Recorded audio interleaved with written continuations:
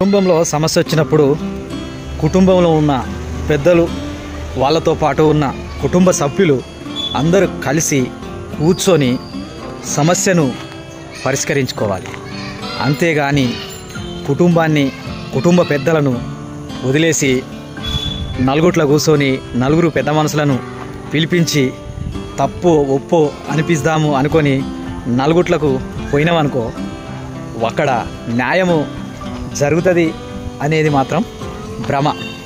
ఎందుకంటే నలుగుట్లకు పోయిన తర్వాత ఆ నలుగురు పెద్ద మనుషులు ఎట్లుంటారంటే ఒకరికి ఒకరు పోటీ పడుతుంటారు. నా తరపున నన్ను పిలుచుకున్నారు కాబట్టి నా ఊళ్ళకు నేనే న్యాయం చేయాలని ఒక తరపునోళ్ళు, నన్ను పిలిచిర్రు నా చుట్టపళ్ళు నేను నా ఊళ్ళకే న్యాయం చేయాలని ఇంకో తరపు పెద్ద మనుషులు. ఇట్లా జిజ్జులకు పోతారు. ఒక పెద్ద మనుషులు ఇంకో పెద్ద మనుషులు ఇట్లా జిజ్జులకు పోయి చిన్నగున్న తగాదాను చిన్నగున్న పంచాదిని పెద్దగా చేస్తారు. ఇక తప్పొప్పులు అనేటివి పక్కన పెడితే ఈ పెద్ద మనుషుల జిజ్జు కొరకు నాదే నెగ్గాలనే పంతంతో ఇక పంచాయతీ దిగనియరు, న్యాయం జరగనియరు. ఇక అక్కడ నోరు ఉన్నోందే రాజ్యం, బలం ఉన్నోందే రాజ్యం.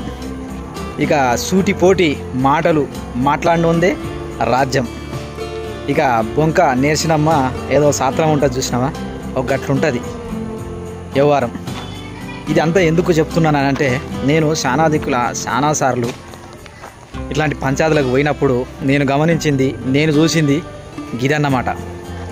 మనకు సమస్య వచ్చింది అని మనము ఎవరితోటైనా చెప్పుకోవడానికి కానీ ఆ సమస్యకు పరిష్కారాన్ని సూచించమని కానీ ఓ పెద్ద మనిషి కానీ మన చుట్టపోడు కానీ మన బంధువు కానీ మన ఆత్మీయులు కానీ వాళ్ళ దగ్గరికి వెళ్ళి ఆ సమస్యను నివేదించినప్పుడు ఆ సమస్యకు సరైన పరిష్కారాన్ని చూపే వ్యక్తి ఎలా ఉండాలి అని అంటే ఎలాంటి దోషం లేకుండా ఉండాలి.